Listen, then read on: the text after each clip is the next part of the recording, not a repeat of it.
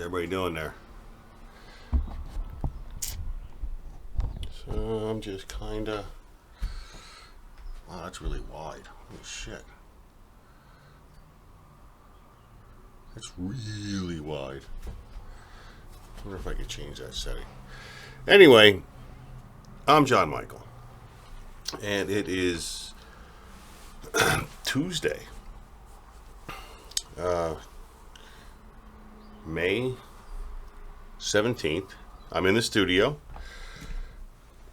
It's about 7 o'clock Tuesday night. And I'm about ready to do a show with Mr. Jimmy Mac Attack. He goes by Jimmy Mac. He's out of Pittsburgh. And this is kind of what the studio setup kind of looks like. I'm going to sit here. I'm going to sit here. And I have my Mac notebook here. And we're going to talk this way. And then I have my computer screen here, which I can use for reference because unfortunately I can't remember everything. No matter how hard I study sometimes, I can't remember everybody's stuff. These bright lights, I recently picked up some real photography lights. Well, with my budget, when I can afford for real photography lights. So we'll see how this turns out. I think the lighting, I got the lighting okay. I don't think it's too much. Should be alright. Should be alright.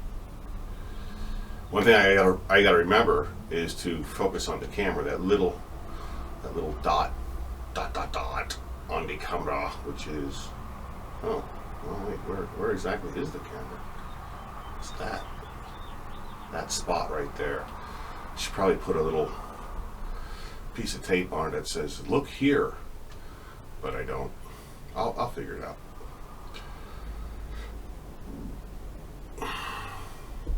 Okay, guess so we're a minute past. I'll have to message the fella.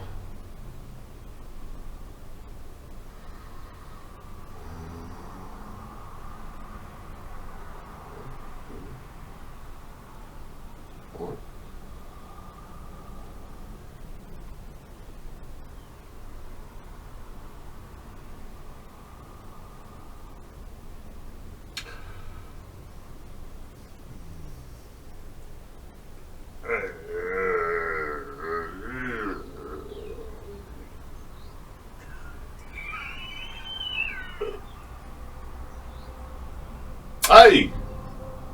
Hey! There he is. I can't hear you. I can't hear anything. Turn my audio up. Hello, hello. Okay, I hear me. Can you hear me? Can you hear me? Nothing. Great. I've had this problem last time and I thought I fixed it. Alright. Let me do something here.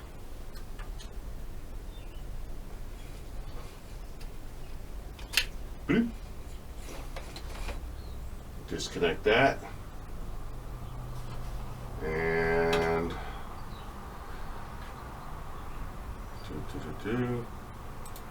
audio.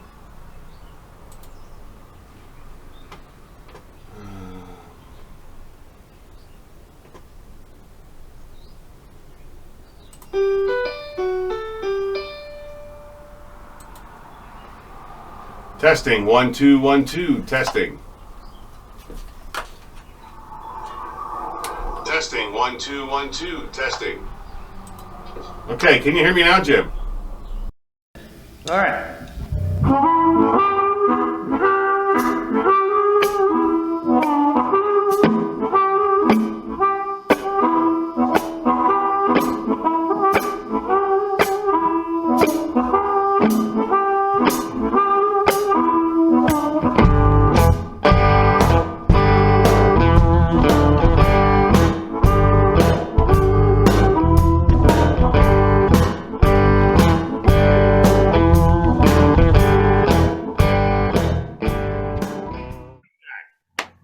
Welcome to the Hanover Hangover, man. Yeah, well, I don't know about a hangover, but I know whenever we came there, you had some good stuff to drink. So I brought my own All right, cool. stuff today. I brought Cool. some local stuff. It's called Devil's Juice. I wrote a song about it. What is it called? Devil's Juice. Devil's Juice. Devil's Juice. I like it. So hey, if you're ready, we'll whenever you're ready, we'll get it started. I'm ready, All right. Hey, cheers to you, and welcome to the Hanover Hangover. brother.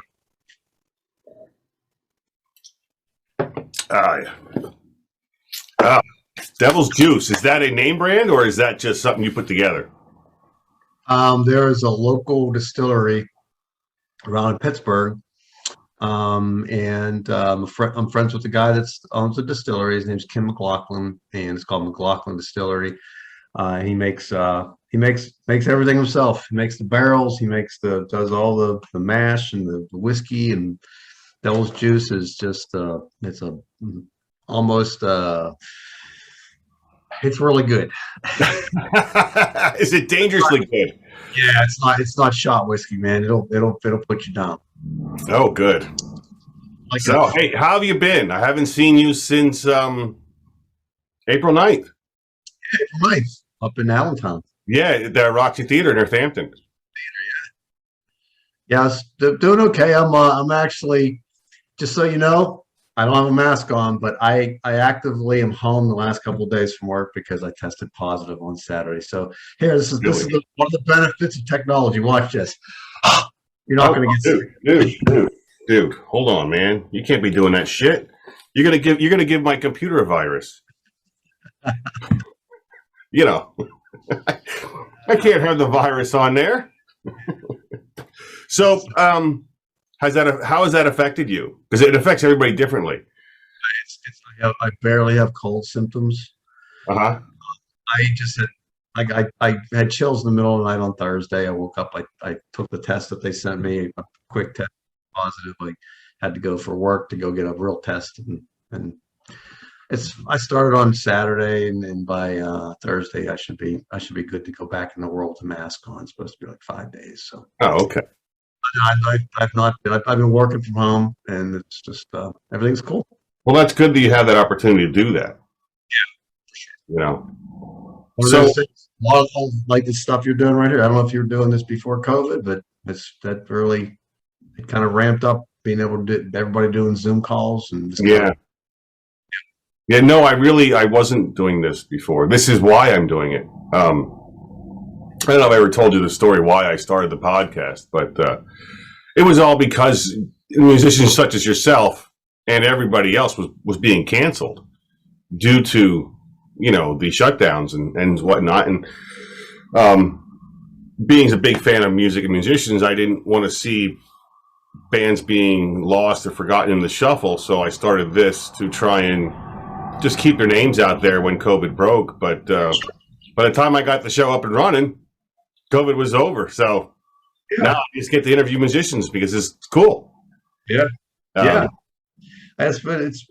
We latched onto a couple of people that we've seen at festivals and things, and one guy in particular named Anders Osborne, who's from down in New Orleans, and we've seen him at blues festivals. It shows he's a great musician, and every other Friday for the last almost 2 years we've gone and gotten on Facebook Live, and he does a thing right from his living room. It's fantastic. But yeah, a lot of people are doing that. I think it was a really cool thing. Yeah, there was a lot of that then. I don't know what's going on with people getting sick again. I hear fire trucks in the background. I thought it was here. I don't know if you could hear it. Can you hear it? Yeah. Yeah, because the firehouse is like they're coming for us. They're coming for us. Yeah, right. Yeah, they're coming for me, not you. So tell us about your experience doing the show at the Roxy. What did you get out of that? Yeah, it was great. I mean, we did the trip up, and working with you guys was great. The theater's fantastic. It reminds me, we have a theater here in Pittsburgh. It's a suburb of Pittsburgh called Oakmont. It's called the Oakmont Oaks. And actually, we had the Needs Hotel band in a show there. just last Sunday, but I couldn't make it. Sorry. You see where my studio's at. You were here, so you know what I have to deal with. Unfortunately. So they Needs did a show just this past Sunday at the Oakmont Oaks, which is very similar to the Roxy. It's just Okay. a old kind of Art Deco looking, old style. You can still see some of the remnants of the lights and the footlights and everything that were there years ago, and has all kinds of cool Art Deco on the walls and lighting. But we had a great time out there, and looking forward to getting back there in November. It's going to be fun. Yeah, I don't know. You might want to check with others about if that's going to happen. Oh no, Yeah. I don't know any. I'm not my band. I booked the stuff in the Needs Hotel. Yeah. Well, we're not here to talk about the Nice Hotel. I just want to talk to you about. I see you have my CD stuck in your guitar there. It is. I do. I have it. I have it right there. I was going to say I got one. I got one right here. So if people are looking for it online, that's what you're looking for. Yeah. Jimmy Anyway, and we the had attack. a great time. I'm looking forward to hopefully being back up there with Needs, and then we'll see what happens. But yeah. So the CD was like we're here to talk about that, I guess. So Yeah, we're here to talk about you, man. Because you do a lot of things, though. So I brought that up because you're in multiple bands and you have your own thing, and then so tell us about your stuff. What are you doing? So I had been wanting to start my own project for a while. In 2018, I finally decided I dragged my feet on it for a long time trying to find guys. So I just kind of started out. I went to a little local place here called 565 Live. It's a small indoor venue. It's kind of like almost like a speakeasy. It's the basement of a restaurant. Oh, nice.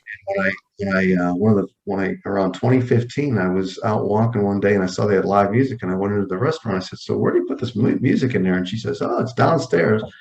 And she showed me the place. It's this real cool, just funky, like a speakeasy kind of place. And I got to know the owner pretty well. So in 2018, I went up there and just went there one night by myself. I announced on Facebook, "I'm going to be up here doing this. Look for some people if you want to come up and jam or whatever." So it was just me with an acoustic guitar, electric guitar, and my amplifier. And a guy showed up to play drums. He told me that he knew another guy who was a harmonica player. We found a bass player in there as well.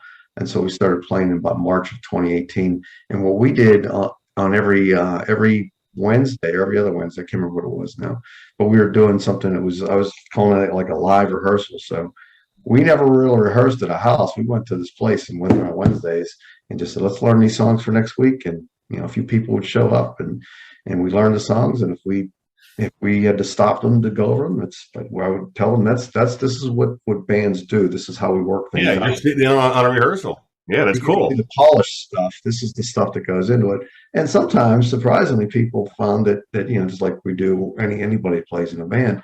Sometimes you say, "Let's learn this song," or there's a song, there's an idea that I have of an original song, or whatever, and you start jamming on it, and suddenly it ends up being a lot. It's not like a surprise. It ends up sounding better what people are going to think of it, and then people can't believe you didn't play it before. So that was real cool. And it progressed from there. So we started doing gigs, and during right before COVID, I'd say about maybe 6 months before COVID, we decided we were going to write some original songs, and we were going to participate in the International Blues Competition here in Pittsburgh. Okay. And it's all original music. So we had 6 songs we were going to, 5 or 6 songs we were going to perform. And we were supposed to play on, I believe it was March 22nd, 2020. So, what happened then. Yeah. That got canceled, but we continued. We stopped rehearsing for a little while.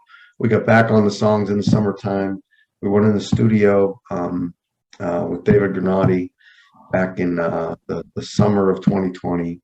Recorded half the CD, and then we recorded the other half last summer, and wrote the rest of the songs. So it's been kind of a fun trip. It's I wanted to have something that actually had a little work of my stuff. So that was this. I then put them online, but I wanted to have hard physical Right. things, not in the ether and just Right. straight. Yeah, it's nice. It's nice to be able to actually hand somebody, the real. Here it is. Yeah. Well, but the reality is I hand them out. I know that probably 70% of people don't have a CD player to play them anymore. So Um, it's it's getting more and more. They're not putting CD players in cars, and people stream stuff and they go to listen to CDs, and I'm like, what happened to my CD player? It's broke. Where do I get another one? Oh, you can't get another one. Oops. yeah. I remember when that used to be the turntables. Yeah. Turntables, cassette players, anything. Yeah. Yeah. So you've been playing. What's that? 8 tracks. Oh gosh. I think my first 8-track that I ever had was the Traveling Wilburys. Wilburys? Am I saying it right? Traveling Wilburys? Yeah. Yeah. I think that was my first 8-track. 1970. Never mind. So you've been playing for how long now? Have you been playing as a musician? Do I have to answer that? No. You can say 2 days. Give it.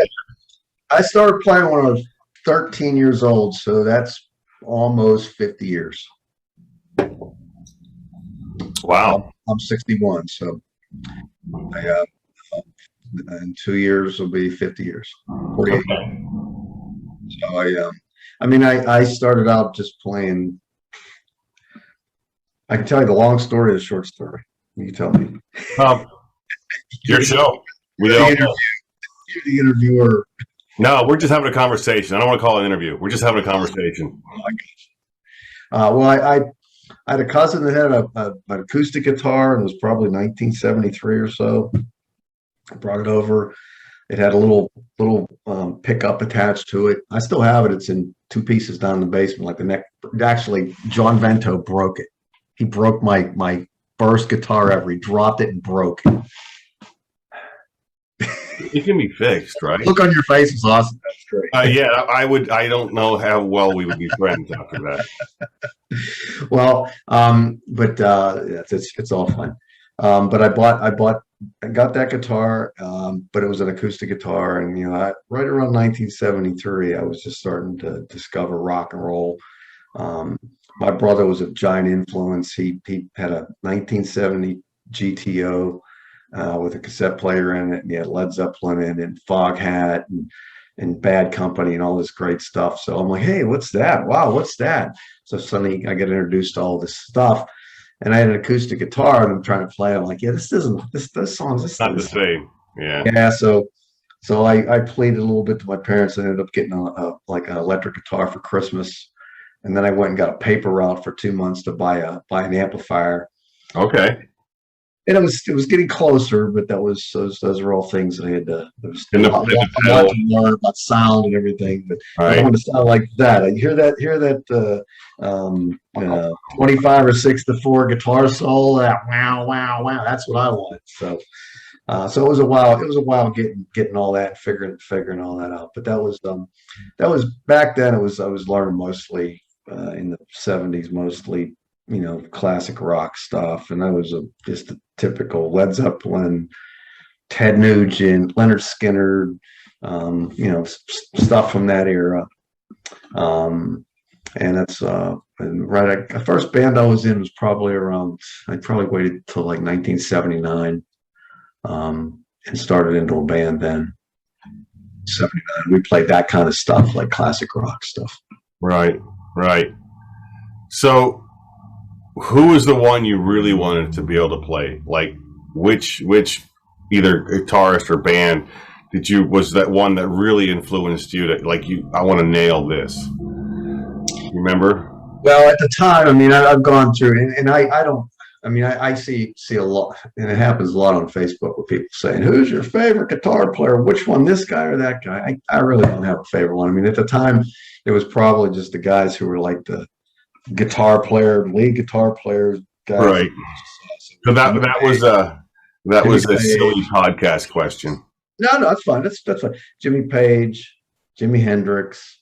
I was a giant Ted Nugent fan back then. All the guitars in Leonard Skinner, like I said. Anything that just had good. I mean, I was a guitar player, and I love lead guitar. So bands that and back then all bands. So that's what the lead instruments primarily were, unless you were listening to prog rock. But Right. and so I would say Hendrix or Jimmy Page. And then along came 1978, and I became a gigantic. I mean, I can remember like it was yesterday when the first time I heard Eddie Van Halen play. Oh, You know, yeah. so I was. That was a game changer.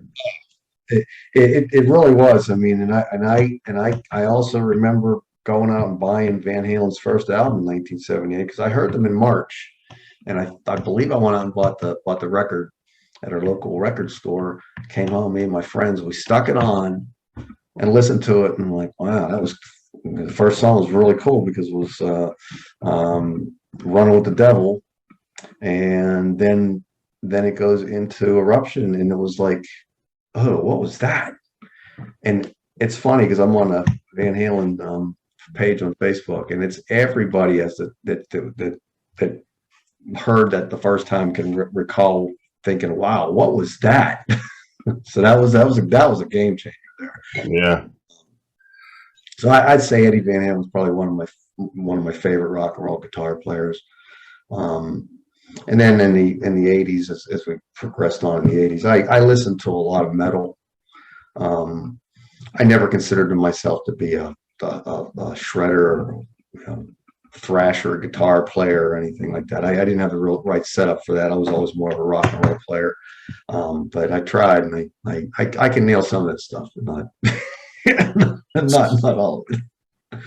And now I you're got guys on the back wall. So I got Jimi Hendrix on the back wall. yes, Steve. Eddie Van Halen, Led Zeppelin, and the Foo Fighters on my back wall back here. So All great bands, man. Yeah. All great musicians. So now you're playing blues though.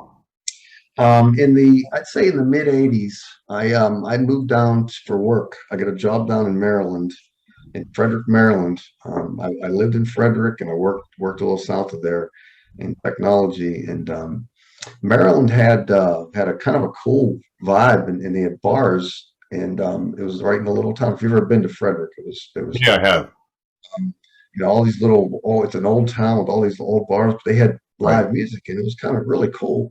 And a lot of the bands there were blues bands. And I'm like, this is really cool. I mean, at that point, I had not really thought about the genre. I was a big Stevie Ray Vaughan fan. I was a big Zeppelin fan. But what I didn't realize about Zeppelin was they kind of came from a blues background. And I didn't put that all together then. And suddenly it started making sense. Right, right. So then when I would come back up here to Pittsburgh and visit, there was actually a blues show on a local independent station called WYEP, and they still have the show from 5 to midnight on Saturdays, and play blues. And I would come home with my boom box cassette player, and I'd be somewhere, and I'd take it with me, and I'd put it in a room somewhere and put it on record and start recording music. And so that really kind of set I got exposed to a lot of blues that way. And so that's kind of what I've been doing for rock and roll, and blues has been primarily what I've been doing. Although I have a couple irons and fires with guys that play some kind of hard rock stuff too. So Yeah. looking to doing something a little different too. So now, how many albums do you have out now? Is it the one? That's just the one, yeah. It's Really? really one and only hard copy of it. It's not cheap to make a CD, and you got to produce 1,000 of them, and Right. it's a lot easier to go to a studio and do that part of it, and then skip the hard copy and stream it. Right. That's one physical hard copy, and the rest will probably be, just streaming services. Yeah, the gold one. That's all you need. The one gold one. Yeah, that's it. Yeah. The million copy one. I guess it's now streams. You get 1 million streams. You get I don't know what they give you for 1 million streams. I don't know. I just checked my my Spotify account yesterday. I've got about 40 listens, so that's good. I'm on my way. Yeah. The downside of streaming music is if you remember whenever we were listening to music, you had to go out and buy an album. Right. And you could record it on the cassette, and to listen to it in your car, or if you had a buddy that wanted to borrow your album, record it. But it wasn't like you weren't mass throwing it out there to everybody to take. Right. Now everybody that's how you listen. People listen to music now, and there's so much music getting. There's a million different services where I can get on my computer or get on my iPad and record some stuff and upload it and say, here I am. And it's just so much. It's overwhelming how much music there is. And there's a lot of great. I don't even know how guys make money off it anymore. Yeah. I have no idea. Um, I don't know if anybody, I mean, I guess people do. I'm not sure if small artists really make money on it. I think every 100 download, you get like 50 cents or something. I mean, it's crazy. You'd have to have, I think the only people that are really making money on it are known artists that somehow get to that point. And I don't know I'm not chasing that either, by the way. I wouldn't even, I'm too old for that. yeah, right. I had a friend say to me one time, we were talking about band stuff, and this was probably 10 years ago, and he was probably at that time almost 60. He goes, I just want one more grab at the brass rings, and I'm like, dude, you're 60 years old, man.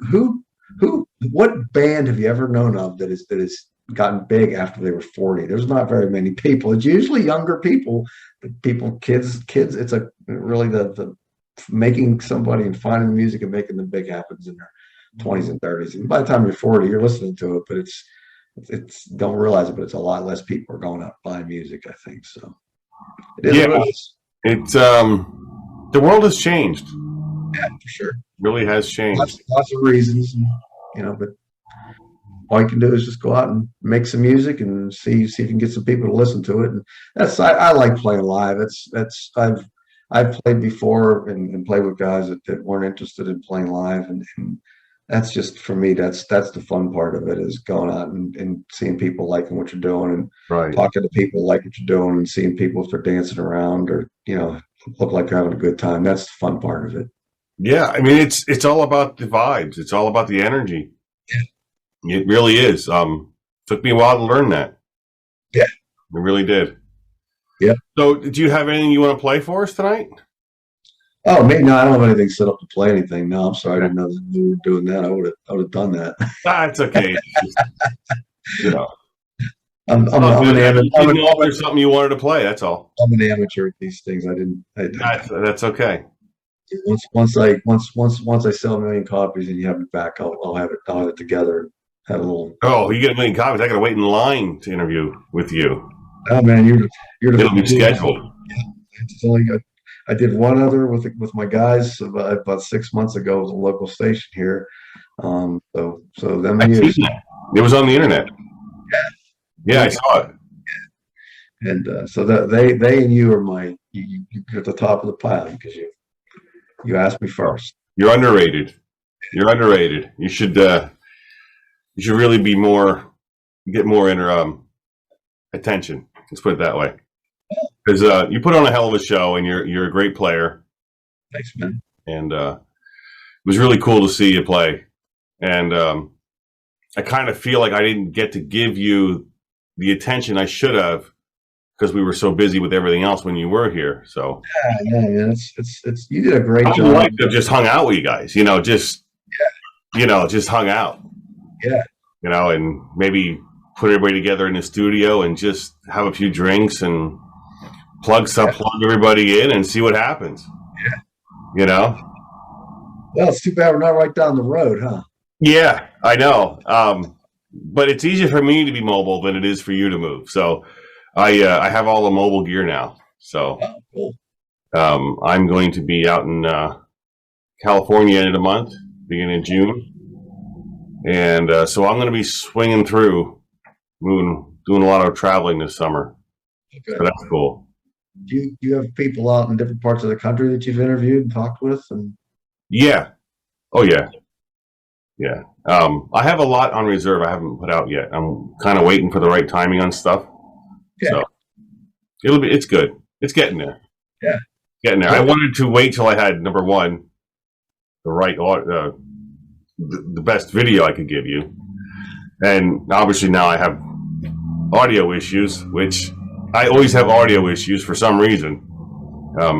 It's not that easy putting this all together by yourself, the lighting and the camera and the sound, and one day I'm going to have a light guy, I'm going to have an engineer, I'm going to sound engineer, and I'm going to have a camera guy. Well, as far as I know, you got all those guys standing there looking at you right now. Right. Hey, great, looks great. You got liquor on the wall, guitars on the wall. Yeah, one day I'll have a beer wench, a jiggy girl. That's what I need, a jiggy girl. Or should I say it, what is it? Enhancement. Oh, happiness enhancement or attitude enhancement girl. Just give everybody a little jiggy, make everybody happy. Movies make everybody happy. I don't care who you are. Everybody smiles at boobies. So maybe I'll have one of them behind the camera one day. Well, I'm just sitting here. Yeah, well, that's okay. That's for you. Maybe it's just me. I don't know. So how do I pronounce your last name? Because I was afraid to say it because I say things wrong all the time. My last name? Yes. McCullough. Almost like the chainsaw, only not with a cut at the end. So it's McCullough, not McCullough. Okay. MCCULLA. Yeah, I see it. Yeah, I see it. It comes up on your thing. McCullough. I just wanted to make sure. I didn't want to say your name wrong because I hate when people do that. They say the name wrong. And I am notorious for doing that. Not being able to pronounce people's names right. So I'm trying to ask.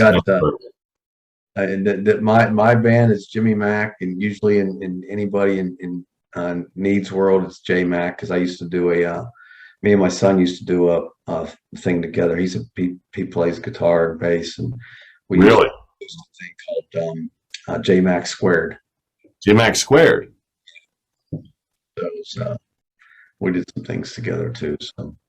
So does he still play? He still plays. He lives in. Well, you said you're going to California. We just went last week to California for his wedding. He lives in California. He's a teacher out there. He's also a U.S. Marine. Wow.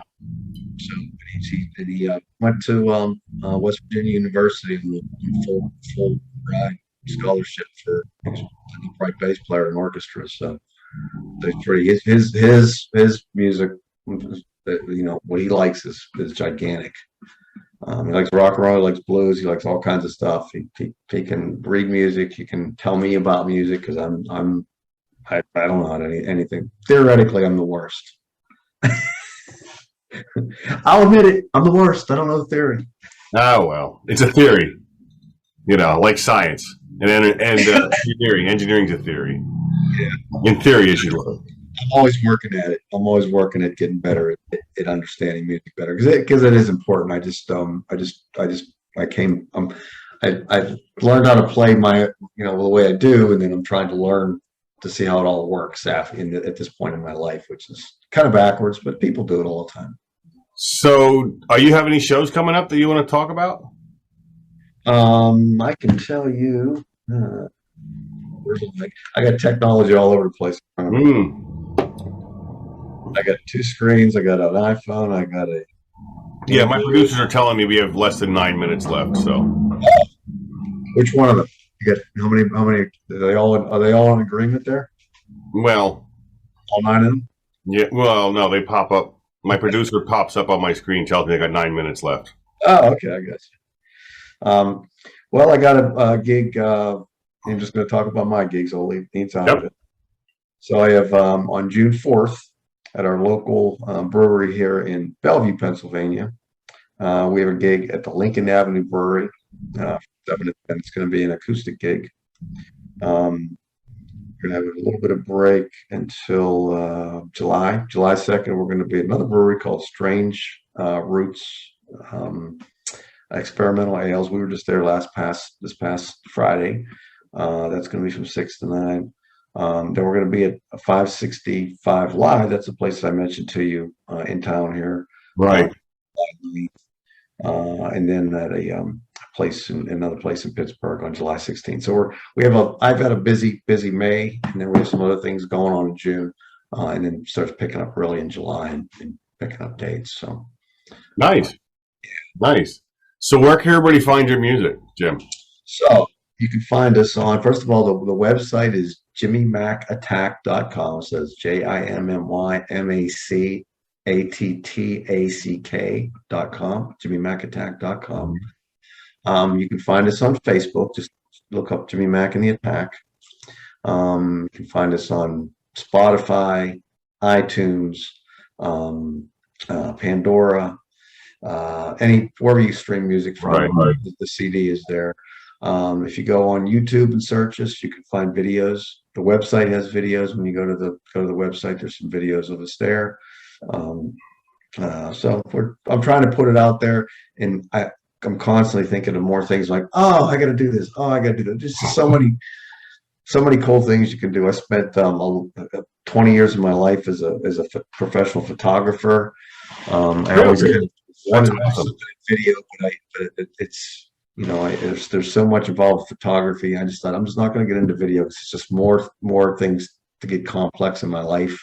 So I never got into it, but there's some things that I really like to do with some originals and just do some cool video, because these tools are all at your fingertips now with computers. I mean, 25 years ago, if you had told somebody you could make your own video and do all this cool stuff, people looked at you like you had three heads, So digital's made a lot of those things, and I think of those things all the time for marketing. It's just a matter of time to do them. There's just so much stuff always going on, especially now that finally spring has arrived. How's your weather out there? Good. Good. Today was a nice day. It was back from California with me, man. We dragged it back the day we came back. All last week was beautiful. We got back last Monday and beautiful. Cool, man. Hey, thank you for coming on to the show. Absolutely, man. I really appreciate you inviting me. It was kind of. And I look forward to seeing you again out in either Pittsburgh or here in the Lehigh Valley. Yeah. And everybody, I want everybody to follow you on Facebook and follow your shows. All my Pittsburgh people to go see Jim Mac and the Attack. Jimmy Mac and the Attack. Jimmy Mac and the Attack. And enjoy just some really great guitar playing, and just take it all in. That's what I tell people. Just take it in. Just relax and take it in, because it's truly a good time. And if you do want to see Jimmy play, there has just been a video released from the Needs Hotel band show at the Roxy Theater that was in Northampton, just released on the Needs Hotel band website. And really? Yeah, it just released. Like, I literally just got off the phone with the producer a minute before you logged on. It's on the website. My email probably shows that. Let me see if I can find it. I can't do that right now.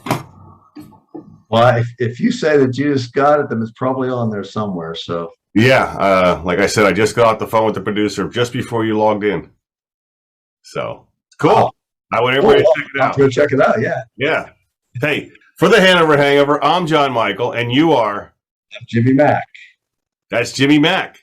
And we say thank you and see you next time. Yeah, brother. Thank you. Thanks for having me. Thank you. Hey, Bye. everybody. So that is Jim McCullough from Pittsburgh. He is a very good blues player. Played with lots of bands across the globe and throughout his time, 50 years. And once again, more technical difficulties suck. But that's it. I'm waiting for the Zoom meeting to convert the recording into a digital MP4, and then I can download it to the mainframe, and then from there I'm going to take it and I'm going to put it into the editing software where I can add titles and text and cut out the silly stuff that really aren't important, and then I could import stuff like his CD. His CD I can add, which is, just so you know, it is Jim Mack and Attack. Wait, Jim Mack and the Attack. I'm sorry, Jim Mack and the Attack, which is really cool. So once I do that, it will all be put together. It could take me an hour, 2 hours, 3 hours, 4 hours. It all depends. And then I schedule when I want to put it out on YouTube, and I upload it, and then I'll let it sit for a little bit, and I'll review it, and then I'll think about it, and I want to change one thing, and then I'm like, all right, maybe you can change that. So I'm John Michael, and this is the little John Michael studio where we make magic happen. All right. Hey, thanks for watching. Bye.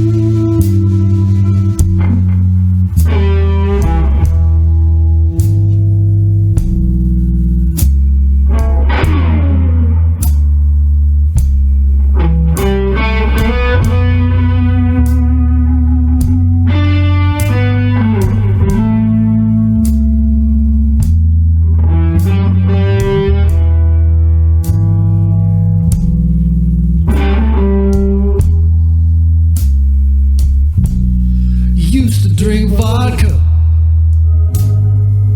Scotch wine, gin.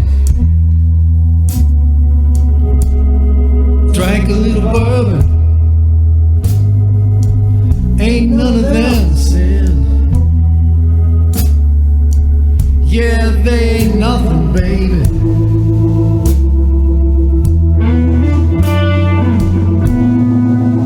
They ain't giving me the blues.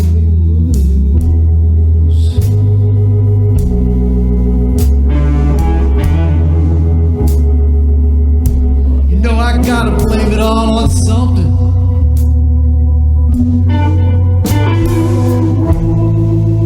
Now I'm gonna blame it on the devil's juice.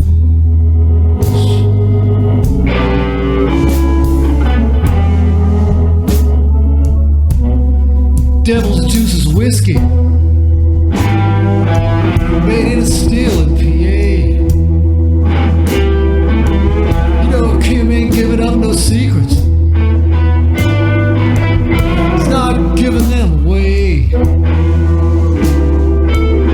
Yeah, the others, they ain't nothing, baby.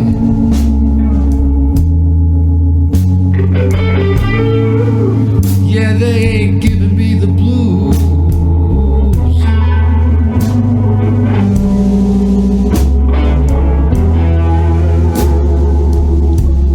I gotta blame it all on something. Now I'm gonna blame it on the devil's juice.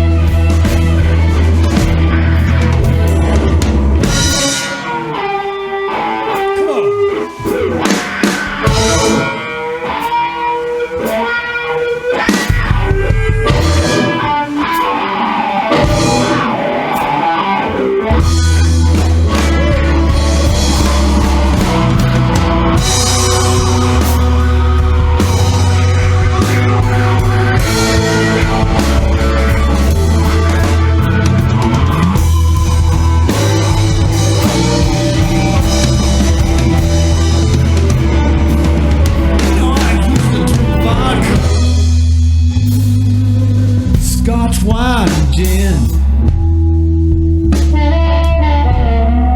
Drank a little bourbon. Ain't none of them sin. Yeah, they ain't nothing, baby.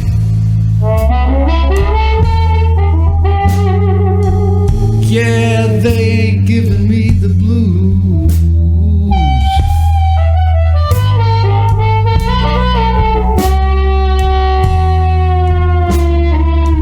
You know I gotta blame it all on something.